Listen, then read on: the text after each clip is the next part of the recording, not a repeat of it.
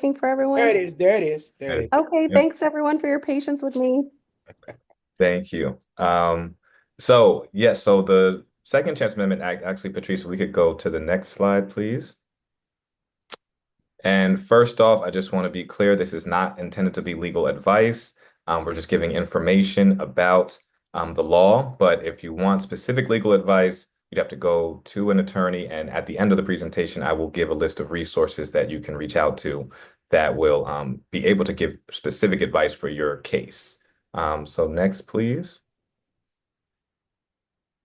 So the Second Chance Amendment Act, what it does is allow DC residents with criminal records to have their records sealed or expunged.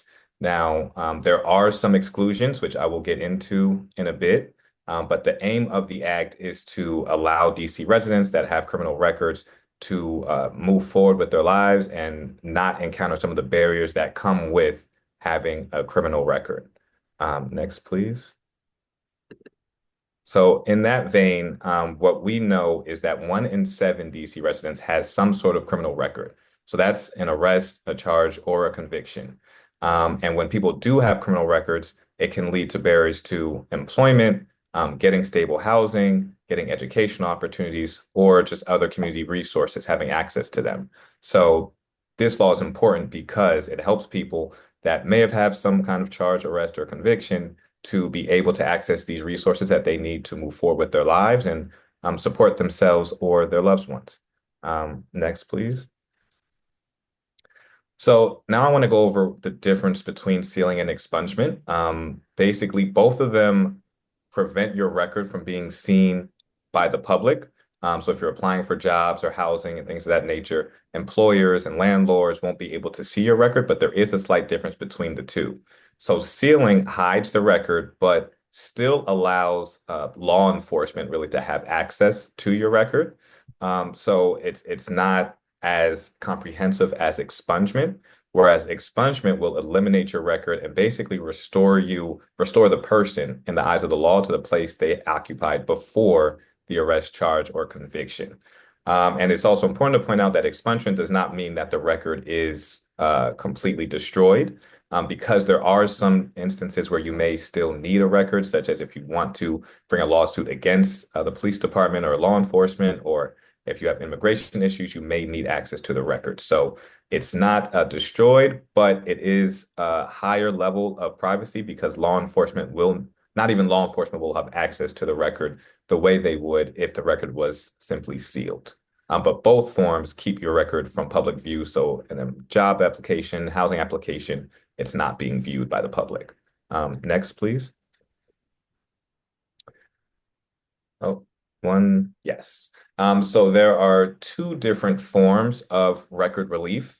There's automatic and petition-based. So automatic record relief is when the court automatically seals or expunges a criminal record if a person's record meets certain qualifications.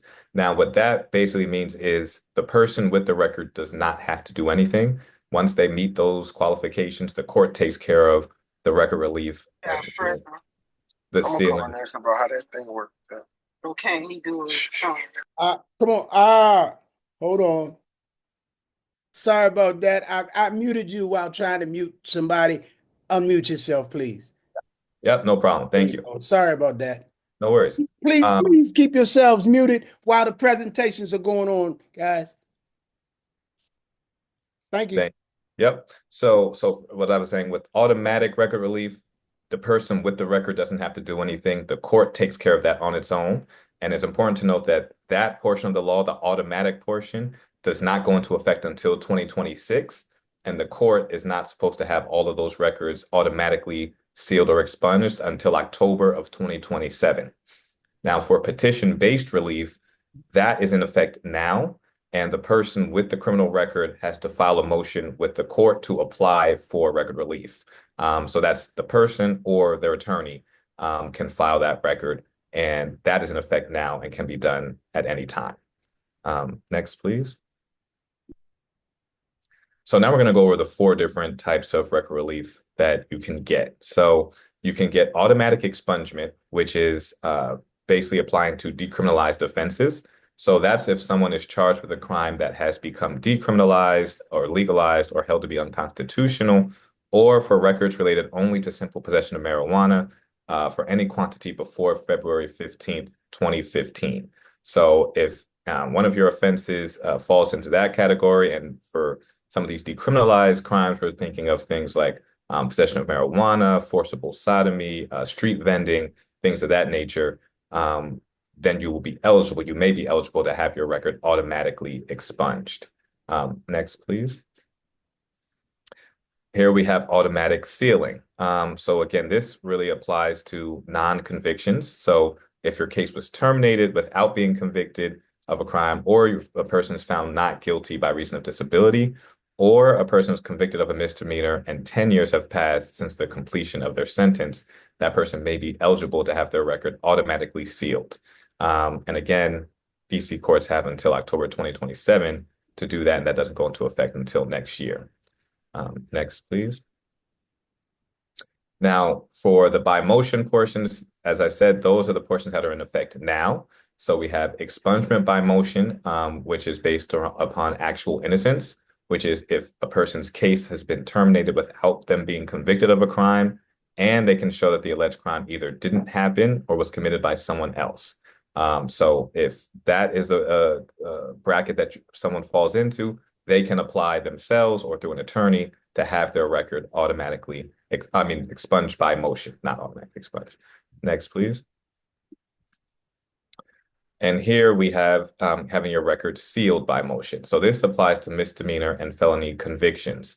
So if someone has a misdemeanor conviction and 5 years have passed since they completed their sentence, or a felony conviction and 8 years have passed since the completion of their sentence, they may be eligible to have their record sealed by motion. And so again, it's important to point out here that some of the more serious felonies are excluded, and we'll go over that shortly. But what completion of a sentence means is that a person has to finish their prison and supervision time, but it doesn't include fines, payment of fines, or payments to the Victim Compensation Fund. Next, please. So here are a list of the excluded felonies. Now, these felonies are not eligible for record relief.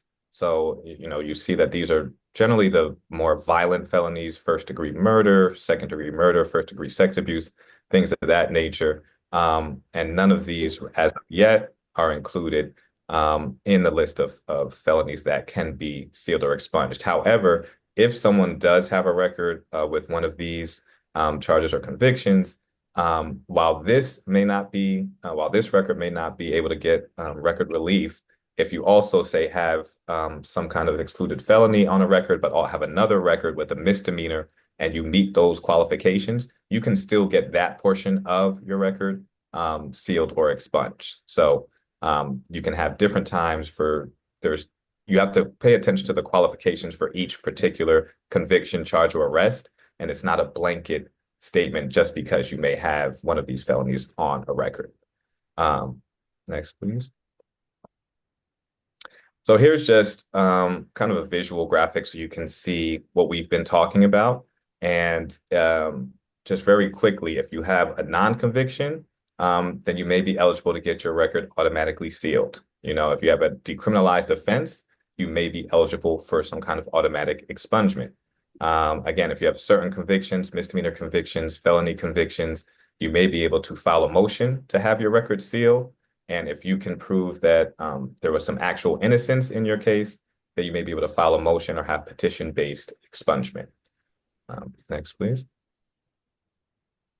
Nye, hold on a second. Stuart, you Yes. see the people in the waiting. Okay, I got him. Okay, thank you. Go ahead, Nye. Excuse me. Yep, no problem. So yeah, let's just go over here kind of what happens when you do file a motion. So we have a little flow chart so you can see the process. So when you file a motion, it's important to note that one, there is no charge for filing a motion to seal in DC. So an attorney can file electronically, or you can file on your own. But if you file on your own, then you need to file either in person at the DC Superior Court or by mail. You cannot do it electronically.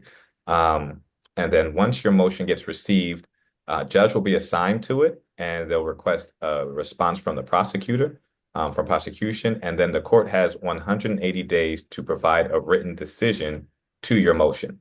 Now, there are kind of three ways that can go. So we'll start with if your motion, if the court determines that your motion was filed incorrectly, once they let you know that, then you have 30 days to amend that filing. And if it's not amended, the motion is dismissed without prejudice.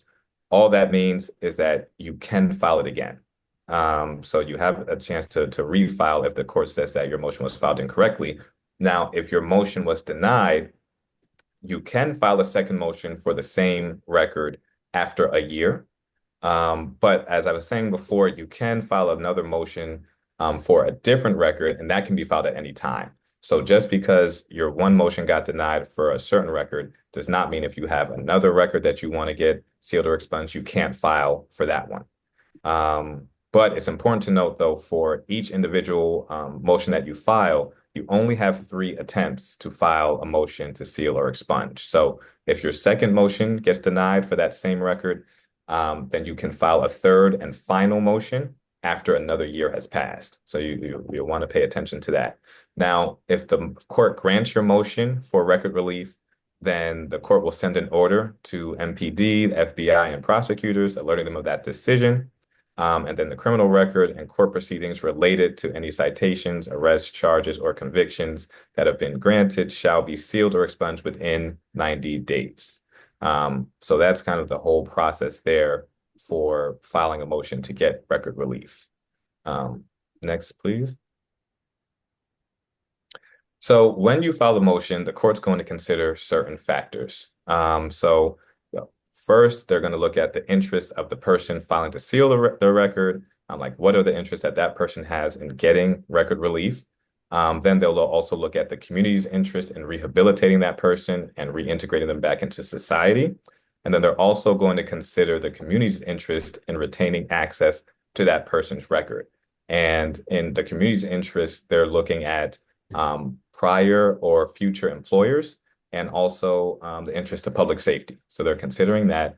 And then actually next, we're going to go over some more factors that the court will look at. So there are a number of additional factors that the court will be considering.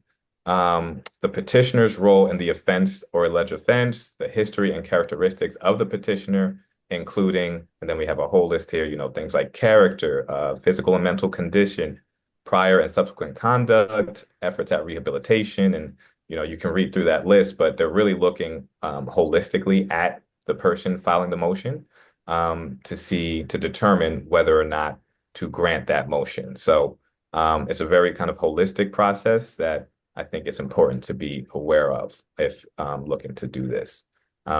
Next, please. Great. And so as I was saying before, here's a list of resources that you can reach out to get specific legal advice for your case. Christian Legal Aid, Legal Aid DC, Neighborhood Legal Service Program, Public Defender Service, and Rising for Justice all provide free consultations to talk about what would specifically be needed in an individual case to get your record sealed or expunged. As we've said, you can file a record relief motion on your own, but it could help with the process if you have someone